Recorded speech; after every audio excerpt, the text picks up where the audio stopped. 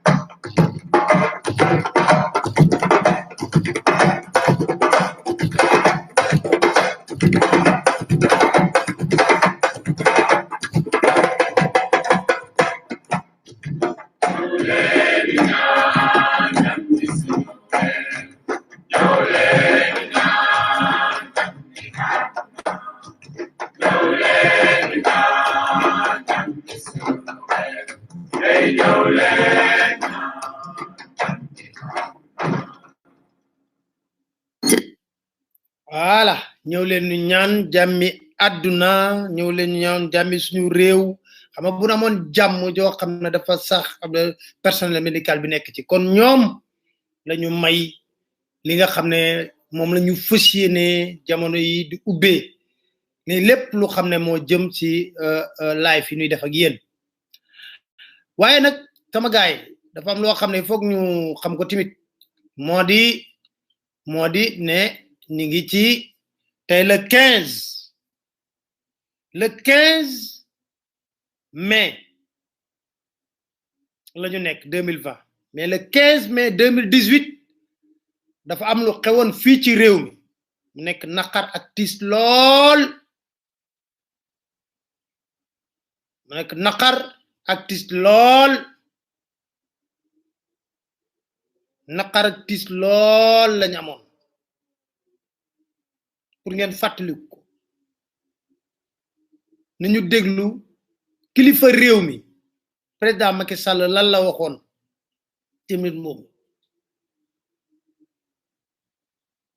Dakar Matin. J'ai été plus que meurtri d'apprendre le décès de Fallou Sène. Je suis très sensible à votre message sur la justice. Bien sûr que la justice devra s'exprimer, s'exercer, mais par ceux qui en ont la charge, pas par vous, étudiants, ou par nous du gouvernement. Il appartient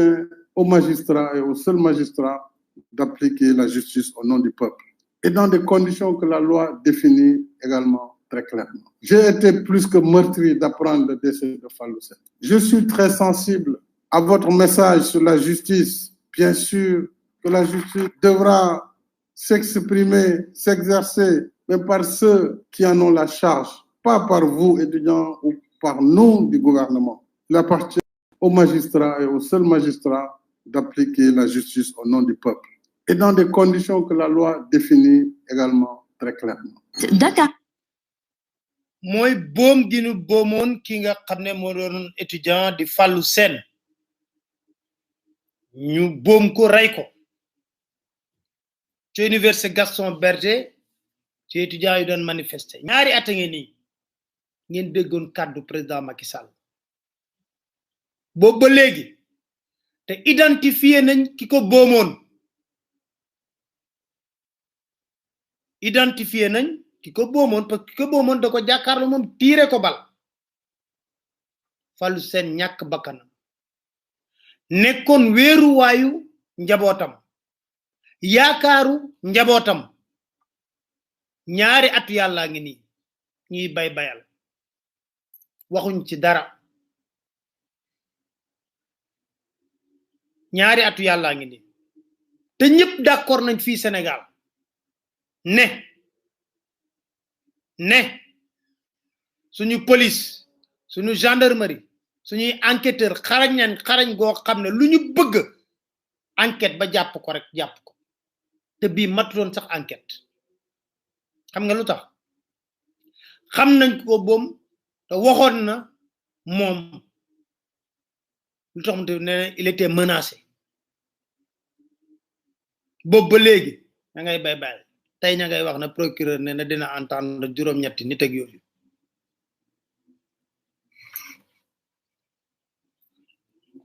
justice Sénégal lu mu bëgg mu gaaw état Sénégal lu mu bëgg mu gaaw président Macky Sall lu mu bëgg mu gaaw ci wàllu justice mu gaaw lool mandarga am nañ ko fi boo demee livre Guinness yi mbiru Khalifa Sall bokk na ci livre Guinness yi première instance deuxième instance cour d'appel cour suprême conseil constitutionnel lépp ci at la durée lépp ci at la durée kon kenn mënuñoo gëm loolu mënuñoo jàpp ku boom ki nga xam ne moo di Fallou Sène ñuy masawu njabootam 15 mai tamit mooy mandargal 1993 boom gin boomoon ki nga xam ne moo di maître Babacar Seye doonoon fi vice président conseil constitutionnel kon 15 mai bu amee day baax ñuy fàttali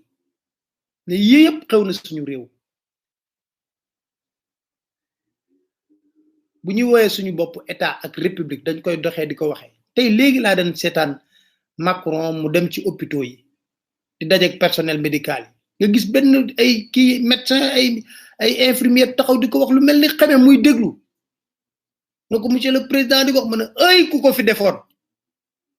suba ñu dàq la suba laa la wax ñu dàq la te liñ wax yépp Macron mi ngi déglu d'accord ci liñ wax ci yar ci teggin ñëpp wax ko fii ku fi taxawoon rek na président de la république mu ne day def visite gis nga kin jàpp sax ne mooy tëj bureau la ci biir hôpital bi moom la ñuy njëkk a làq jour boobu du xëy si bu deful ndànk ki ko mën a wax dëgg du xëy si wala bu xëy see du ko jege ay mètre lañ koy daan garde corps yi noo koy def nii te ji Macky kii di léegi maa ngi koy seetaan mi ngi jàkkaarloog infirmière bi di ko wax na ko décision yi nga jëloon ci hôpitaux yi baaxul tey hôpitaux yi war nga ko war a mën a je suis entièrement d'accord j'ai commis une erreur ban médecin moo sañ a wax ne président Macky Sall def na erreur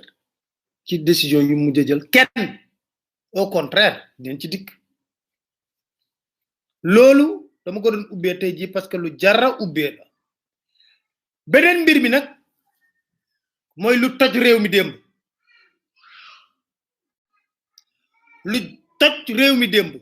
lan moo toj réew mi démb dañoo toog benn décret génn ñëpp jot ko ci réseaux sociaux yi 2020-964 mooy décret bi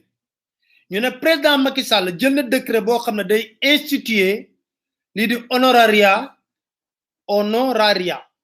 pour képp ku doonoon ancien président conseil économique social environnemental képp ku ko mosoon a doon rek nekk ancien dafa teg li nga xam ne institut honoraria dafa naq sax liir xaw ma nu mu ko honoraria waaw honoraria voilà nga doon un président honoraire décret bi ne dinañ la jox weer wu nekk 4,500,000 jox le véhicule de fonction yéen ñëpp daanaka jot ngeen ko seen réseaux sociaux yi Tambambalu ku dem Dakar matin gis ngeen ko ci démb ci guddi lañ ko ci dugal dinaa ci dikk nag parce que dafa am solo dinañ la jox un véhicule de fonction jox le chauffeur particulier jox la dotation mensuelle carburant weer wu nekk 500 litres d'essence jox la un agent de sécurité rapproché ma bamtuwaat di nga am salaire u 4,500,000 benn véhicule de fonction chauffeur particulier weer wu nekk 500 litres essence agent de sécurité mu génn réew mi toj réseaux sociaux yi ku nekk ne lii xanaa mënuñu ko def ndax ñu ko signé 17 avril 2020 maanaam ba ñu nekkee ci digg wàllu coronavirus bi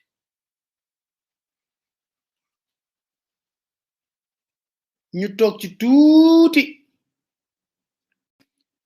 xam nañ ne choc bi métti na Sénégalais yi li may wax rek loxo daj gémmiñ non ne nii président Macky Sall xëy na fii suba teel ne faamu ambassadeur yi da leen di daggal salaire ku nekk 500,000 gars yi na ko fan nga ko teg yow plateforme bi nga xam ne yow yaa toog ne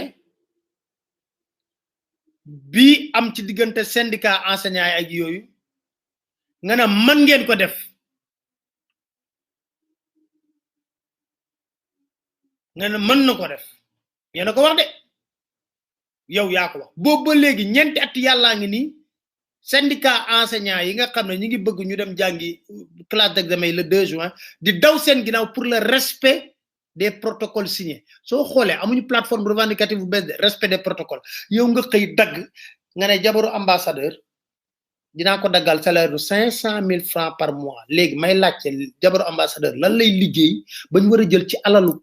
alalu réew mi ci koppar lu toll ci 500,000 francs weer wu nekk nu koy daggal fan la ko teg nan la ko mën a justifier ñuy wax boobu seddagul bii génnati muy effet de choc nee naa leen gars yi média classique yi sonatuñ ci parce que il faut que nag ñuy wax ñu toog tuuti gis onde de choc bi ci réseaux sociaux yi gars yi commencé mbii coog mballoo ci kii nga xam ne moo di président Macky Sall ñu génneel ñu benn démenti ne c'est un faux décret amul tey laa leen di wax lu mel ni midi nag loolu tax ma la leen tey dama nar a wax partager leen bu baax a baax dama nar a wax ñu ne c'est un faux décret communiqué présidence boobu ñu génneel kenn signé ko amul cachet wuuteeg décret bi nga xam ne moom la ñu génne nga xam ne am na signature président Macky Sall ñëpp gis ko ñu ne c'est un faux décret loolu amul très bien waaye li jaaxal ñëpp tey ban yeewoo tey si suba xamalal la décret boobu ñuy wax ne c'est un faux décret mais damay wax ne des fois ñi muusuñu sax xamal tax mën a muusuñu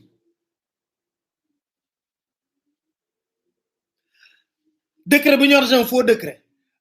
boobu ñu ngi ko envoyé ci boîte mail professionnelle agent yu concerné yëpp ñu war ko yëg décret bi noonu la seenne décret bi yoobu ñu wax c'est un faux décret agent yi nga xam ne ñi nekk DGID ñi nekk ministère des finances moo ko envoyé parce que ñoom ñëpp dañoo am boîte professionnelle boîte mail professionnelle fa lañ envoyé décret bi kon bu nekkee faux ñoom seen biir ñooy faux ndax ministère des finances mooy envoyé loolu dama ne décret bi ñu ngi ko envoyé ci boîte professionnelle décret bi ñu ngi ko envoyé ci boîte professionnelle bu ay agent yi nga xam ne ñëpp dañ ko war a yëg faux décret waa ji mën na créer faux décret kay waaye nan la mën a xamee agent yu war a yëg mbir yëpp ba di ko envoyé seen boîte mail professionnel te loolu ñoom dafa am lu war am mail professionnel laa la wax waxuma la mail ay mail professionnel fa lañ ko jot ñoom jotaale beneen document bu soxal état bi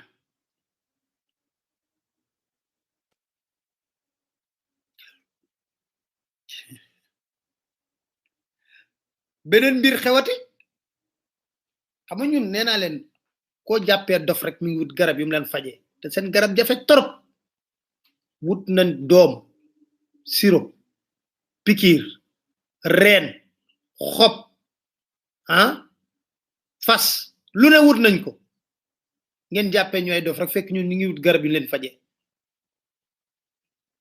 yéen décret bi ngeen wax c'est un faux décret mi ngi ci boîte mail seen agent yi war a xam yëpp mail professionnel nag laa la wax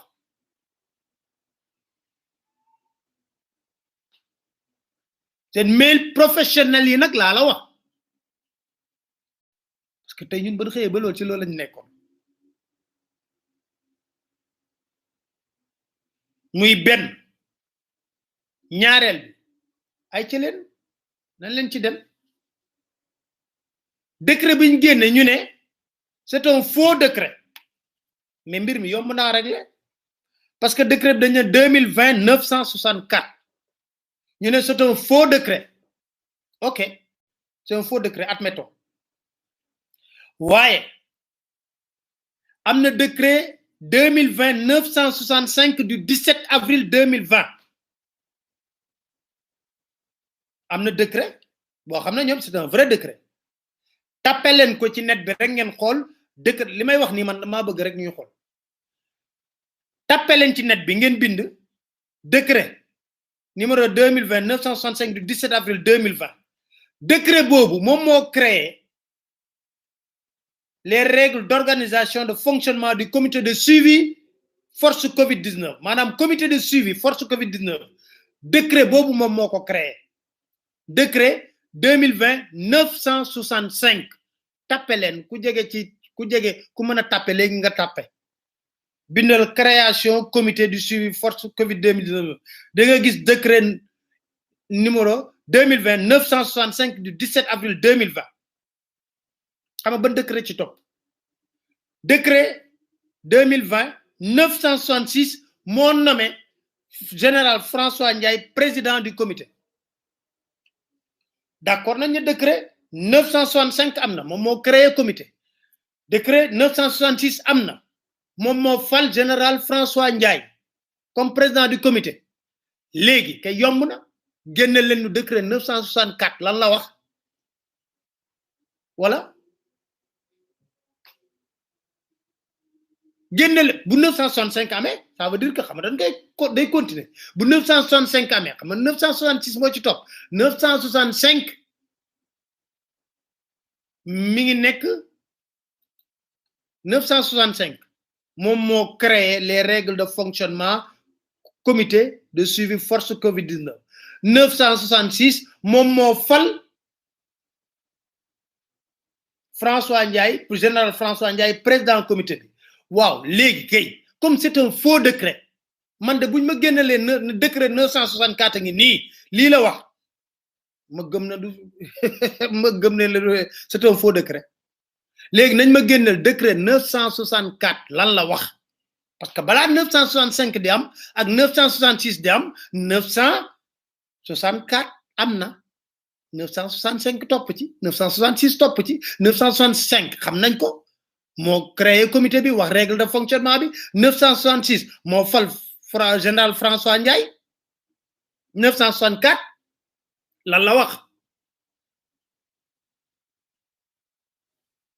964 bi ñu wax ne c'est un faux décret nañ ñu génneel 2020 décret 964 lu mu wax moo gën a yomb ñuy génn ay démenti mënoon nañ wax rek ne c'est faux le décret intitulé 964 tel dit ça mu leer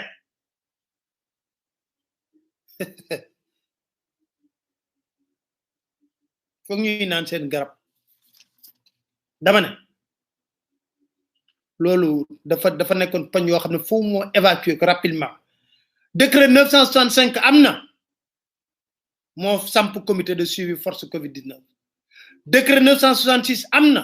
moo fal général François Ndiaye décret 964 am na décret 964 boobu lan la wax tey décret 964 boobu mi ngi ci boîte mail professionnel agent yi war a yëg yëpp ak beneen document buñ joxe ci wàllu état bi léegi génn leen ñu décret 964 rek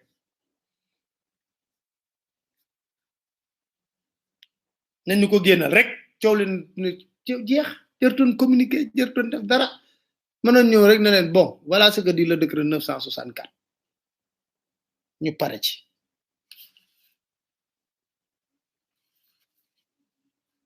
loolu laa bëggoon ñu évacuer très rapidement ñëw nag wax ci Ali Kalla parce que li ñu war a wax tey nee naa leen dafa bari de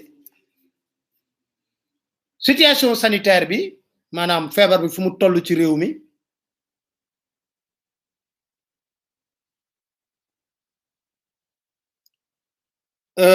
ñu ngi ci 1128 tests yu ñu def tey am 121 positifs am 119 cas contact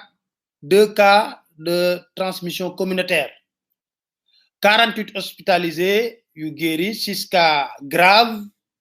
bilan bi ba ñu tàmbalee feebar bi ba léegi ñu ne ñu ngi ci 2310 cas déclarés positifs 890 cas guéris 25 décédés 1394 sous traitement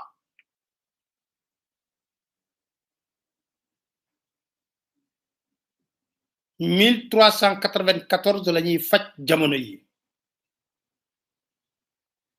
waaye lan leen waxoon la famille dama leen di jaajëfal bu baax a baax xamul dama leen di jaajëfal waxoon nañ leen fii ne leen seeni hôpitaux yi ngeen di réquisitionné seeni hôtel yi ngeen di réquisitionné yàqum xaalis la te du wéy manu leen ko dégg naa ci ñaari weer xoma ñaata lañ ci dépensé du wéy da arrêté nañ ko léegi démb am na ñu wàccee aéroport confiné wuñ leen sax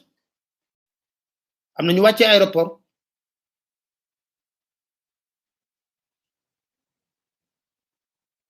li ma leen wax rek a ci nekk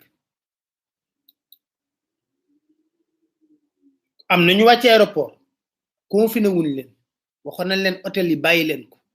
ñi xalaatoon ne waaw mais foire succès bi stand yi buñ ko joxoon armée bi est-ce que mën stand bu nekk mën na jël au moins 1000 li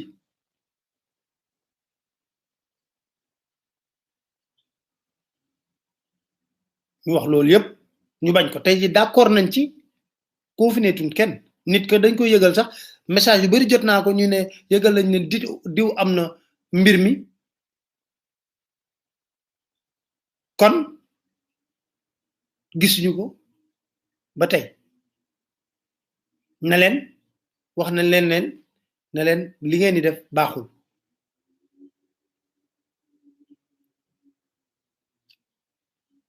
jël leen changé leen Mamadou Mansour bu yàgg na ko wax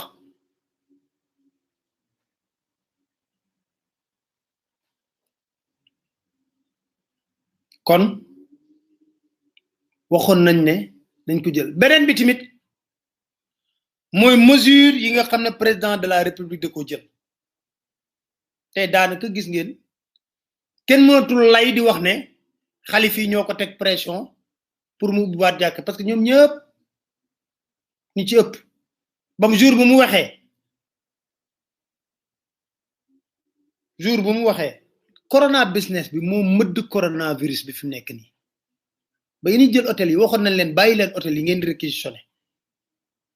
mën ngeen xool leneen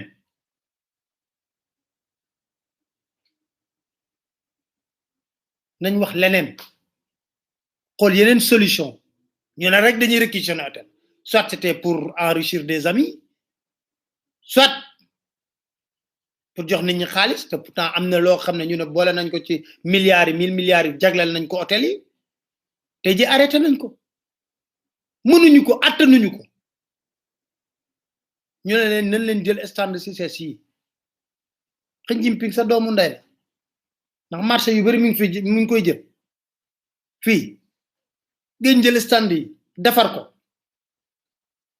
moom def na 10 hôpitaux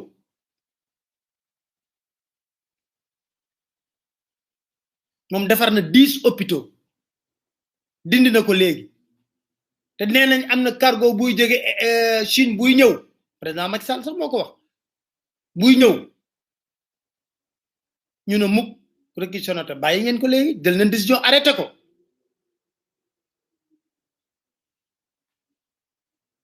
nga jël ay mesures ne da ngay assouplir ne ubbi naa jàkka yi jàngu bi ne la balaa ngaa jeexal sa discours sax ñu ne la baax na ñun ubbi wuñ parce que yow boo mënee confiné wu Mermoz ak sa njaboot ba dara du la dal ñun duñu indi ay jàmbur du leen indi ci église bi nga toog tuuti mosquée omarienne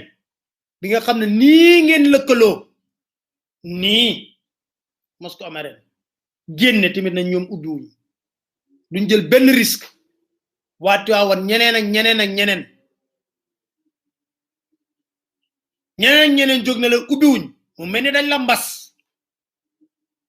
ne la kay yow jëlal say décision rek mais bu ñu ci dugal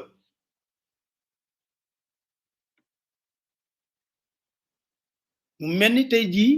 kilifa yi nga doon jéem a mu boo di wax ne il faut que ñu assouplir ñoom ñëpp dañ la mbas na la ñun ubbi wuñu suñuy jumaa ak suñuy jàkka parce que mënuñu assurer li nga xam ne moo di mesure sanitaire yi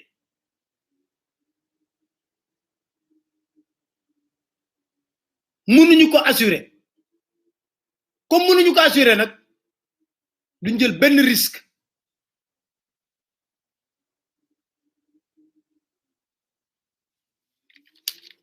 comme duñ jël benn risque waaye li ma jaaxal ba jaaxal ma moo di président Macky Sall ak ay nitam lu mu jël rek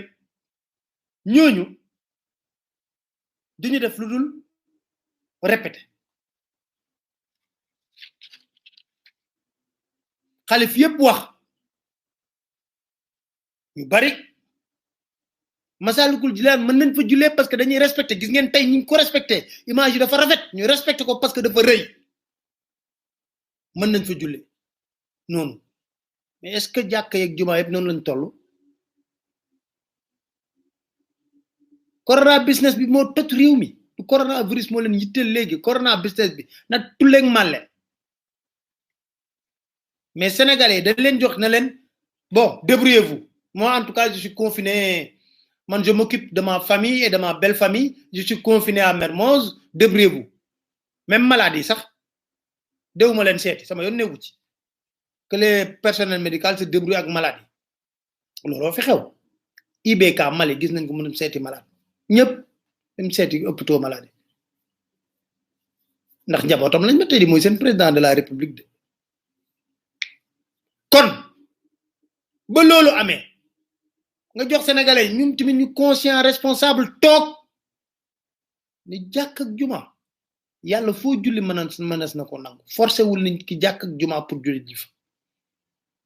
am na benn imam bu am solo lu mu wax siq waxtaan ak Maodo Faye ma déglu ko mu wax dëgg ju am solo te ba tey ji askan wi di xaar lañ doon mbubboo aide alimentaire bi ngir jot ci ay message yu bari laa jot mais da ngay dem ba nga xam ne doo mën a wax lim da ngay boole ñëpp rek gaa yi yéex a dugg nag di ma laaj ci décret bi wax naa ci ba pare da ngeen di bàyyi ba émission bi jeex ngeen dellu si waat déglu la ma ci waxoon du ma ci répété waat wax naa ci ba pare da ngeen yéex a dugg moom laa ubbeet wax naa ci ba pare te xam nga président Macky Sall bu nekkee ne dafa informé na jàpp ne xalif yi ak marabu yi ñoo ko gën a informé fuuf seen ëtt boobu ku ne moo fay dugg lu xew ci réew mi xam nañ ko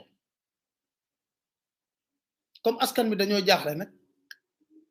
bu golo xam bootee doomam mën nañ tënkee discours Macky Sall suñu wax ñu ne c'est pour assouplir relancer économie sénégalaise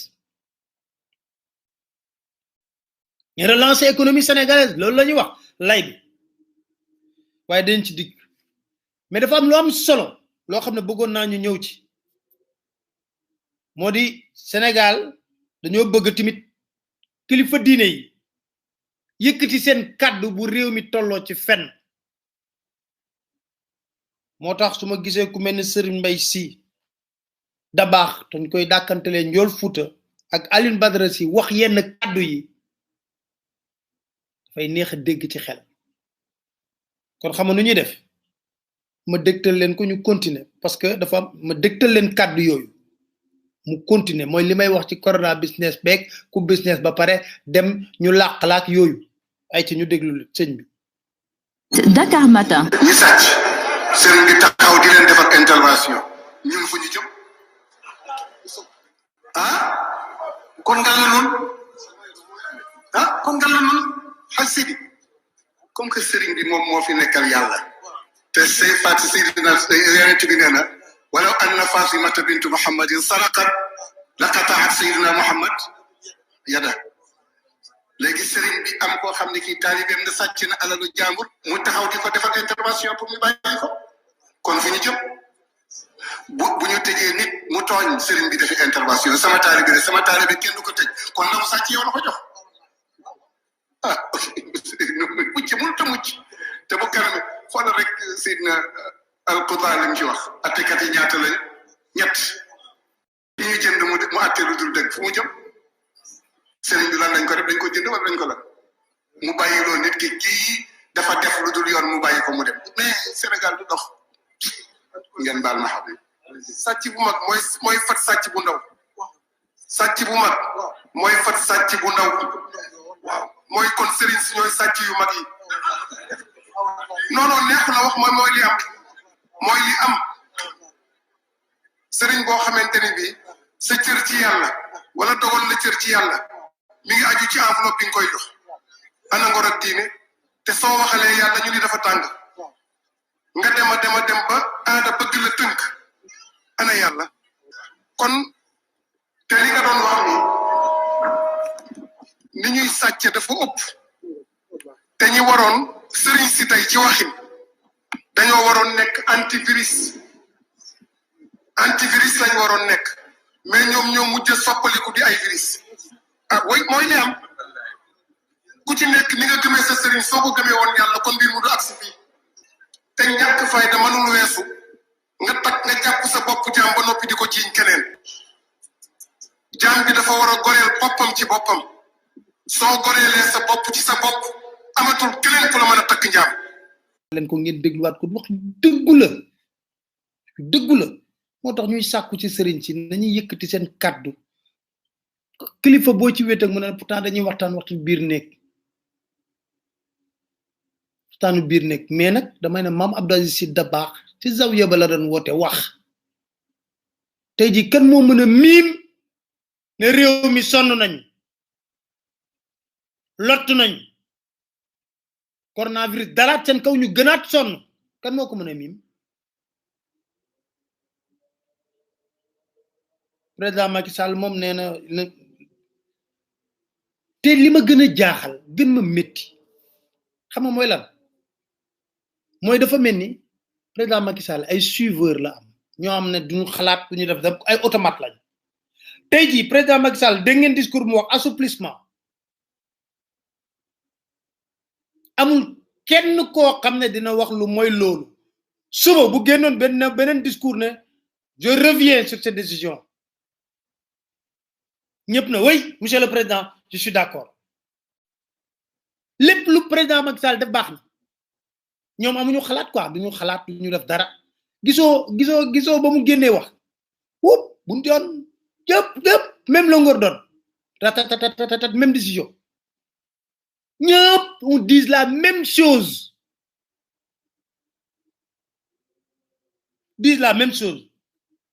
te bu ñëwoon ci discours boobu corser mesures yi ñoom it ils diront la même chose oui le président a raison il faut corser les mesures parce que non lañ mëna def pour d'abord nit ñi wër ñu mëna relancer économie bi kon ça veut dire que ñom amuñu benn position quoi njit boko jariñ do def lolu ak kay tok nako man ni la gisé ñom ñep ils disent tous la même chose do ci dégg benn note discordante amul le président Macky Sall wax rek bu na le soleil se lève à l'ouest sax ñu ne le soleil se lève à l'ouest mais suiveur ba paré nak nek ay automate yo xamné nenañ kenn amul droit am benen xalaat bu boy xalaatu président Macky Sall kenn amul droit am benen xalaat même président Macky Sall mo né nañ assouplir ñep né d'accord nañ ñep kon la ñep d'accord ci assouplir mais attends mais man lima gëna scandaliser moy xolal dëkk yu ñu wër dañ koy débattre diko waxtané ba d'accord ci tay néna len tay président Macron da dem France jakarlo français yi infirmière yek docteur yek yoy ñukay wax liñ xalaat ñom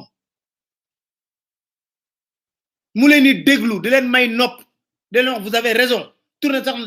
j'espère que vous allez me soutenir munako vous-même monsieur le président nous allons vous soutenir à condition que vous revenez sur certaines décisions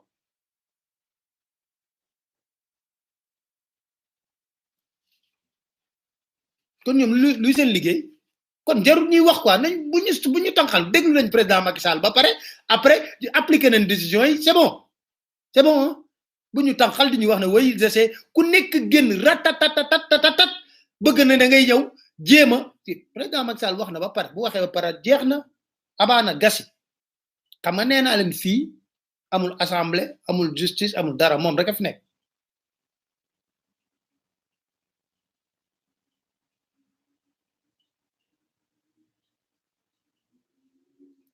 tay ji après Macky Sall di def ay terre motax ken sañu ko wax dara du fonctionnaire du dara courage mi ngi tambalé motax gis nga jour bi nga doon wax né ma Karim Wade sàcc na fa 650 milliards dama ne leen mais nan nga mën a sàccee 650 milliards fii ci Sénégal amul benn fonctionnaire de l'État bu amoon fit ñëw taxaw wala kenn ku taxaw sax dénoncer la à l'époque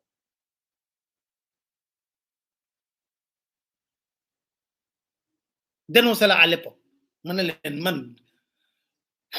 on est dans une république une administration parce que ministre mënu sàcc de ci dage bi lay jaar pour sàcc te dage bi lu ci ëpp fonctionnaire lay doon de l'État wala moom tamit muy ngembal kon ñoo amuñu benn point de vue dañuy toog ñu gëj a gis ngay gis nag ñu génn amee bëgg amee réew mi parce que kenn mënul am note discordante mais réew dañ koy waxtaane Macron ba mu ñëwee dafa juum dafa def ay coupe ci comme dañuy toppandoo rek Macron moo tax ma koy citer comme ñoom nu Macron def ñu def ko comme ñoom Macron mooy seen boussole dama ne Macron ba mu ñëwee dafa def ay coupe sur les hôpitaux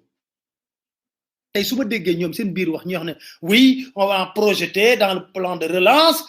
de mettre beaucoup de milliards dans les hôpitaux pour lan pour relever le plateau technique ma ne plateau médical ma ne kon d'accord ngeen nag ñun léegi lañ daan wax ba ngeen di tàmbali na leen bàyyi leen seen arena yi ngeen di tabax bàyyi leen ci li ngeen di tabax def leen xaalis bi ci li nga xam ne mooy bëgg-bëggu askan bi bëgg-bëggu askan bi mooy xam nga lan ku feebar mën a faju ji ku xiif lekk ku bëgg a jàngi dem ci école publique yi parce que tey ji ñi ndamoo école privée yi mais ñun ñëpp école publique lañu jaar on est fier d'être passé là-bas suñuy temps boo demee école privée sax dañuy wax ne ni laar yee fa nekk munoo jàll moo tax ñu dàq la yóbbu la foofu tey ji ñoom d'accord nañ mais 1000 et plus milliards yi ñu def ci terre te ba léegi mënut a daw te wóorul tax nee naa guddul fan foo def ndànk doo ko fekkee 1000 perdu lan la mënoon defar mësoon naa dégg mi mu ne xawma lan li Khalifa Sall luubaloon mënoon na tabax xawma 10 hôpitaux xawma léegi nañ ma wax arena beeg centre conférence internationale Abdou Diouf beeg terre bi ñaata hôpitaux la mënoon jël relevé ak xaalis bi nga xam ne ellipse projet lañ ko joxoon pour ñu tabax 4 hôpitaux ana xaalis boobu mais le président ne dit rien ana xaalis du sax tapé sur la table ne leen dama bëgg xaalis boobu ngeen wax wala moom dafa xam fu mu jaar wala moom dafa xam fu xaalis bi jaar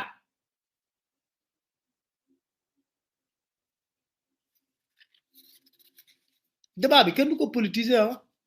wooy di wax na ñuy tontonte ak yooyu non le débat c'est président Macky Sall et les Sénégalais ping pong bi dañ koy lire jàll intéressé wuñu dañ koy wax na ko yow 2012 ba léegi ban hôpital nga fi inauguré 2012 arène nationale bi nga ne dañ ko def 30 milliards xinjim pi ñëw na c'est un don de la Chine Kagame bi nga xam ne moom ngeen di def des fois référence nga ne woon ne damay relever challenge bi ba nga solee sa costume bi di raxasu Kagame boobu ba ko chinois yi waxee na ko lan nga bëgg ñu offrir la dafa ne woon université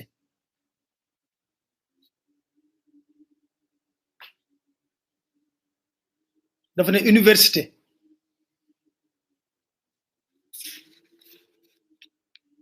dama ne débat bi kenn du ko politiser kenn du fi nekk di wax waxi politique ñi war a politique buñ seexu nañ jàkkaarloog mag ñun la famille ak askan bi li ñu wax mooy dañ koy jàkkaarloog moom wax ko mu dégg ko bu nekkee ne moom président de la république ñaara ko ñor sa famille et sa belle famille ñoom ñoo war a dund ci xaal ci réew mi ñoom lañ war a protéger ba kenn du leen laal sa famille sa belle famille ñoom ñoo war a xool ñen ñoo war a séddoo marché état bi ñoom rek ñoo war a mën a toog fii ci réew mi di gundaandaat di badaxal ma daax di def lu leen neex askanu Sénégal toog di leen xool waaye kon ku neex nga def lu leen neex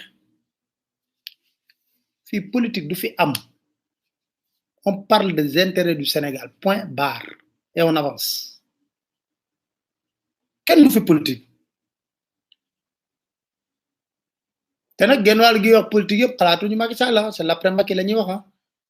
l'après Macky waaye Macky ngi leen di yeeru parce que Macky mi ngi làmb 3e mandat bi